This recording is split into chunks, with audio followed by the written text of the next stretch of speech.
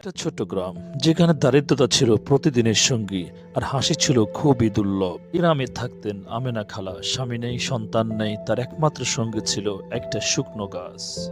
প্রতিবেশীরা বলতো এই গাছ কোনো কাজের না। আমেনা খালা বলতেন এটা মৃত নয়। একদিন দুহাত তুলে বললেন, আমার কিছু না থাকলেও মনটা যেন ভালো থাকে। হঠাৎ শুকনো গাছটায় জন্মনিতে লাগলো সবুজ পাতা। কিন্তু বিস্ময় এখানে শেষ নয়। পাতার ফাঁকে ফাঁকে ফল হয়ে ঝুলছে চকচকে অসংখ্য টাকা।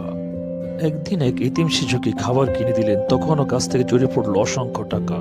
আরেকদিন অসুস্থ প্রতিবেশীকে ওষুধ কিনে দিলেন। গাছটা যেন আনন্দে আরো বেশি করে টাকা জড়াতে লাগলো। কিন্তু যখনই একদিন শুধু নিজের জন্য টাকা উঠাতে গেলেন, হঠাৎ গাছটা অদৃশ্য হয়ে গেল। মেনা খালা বুঝলেন এই গাছ সবার কল্যাণের জন্য। তিনি আরো বুঝলেন সবচেয়ে বড় জাদু হলো দয়া ও নেক নিয়ত। গল্পটি ভালো লাগলে চ্যানেলটি সাবস্ক্রাইব করুন।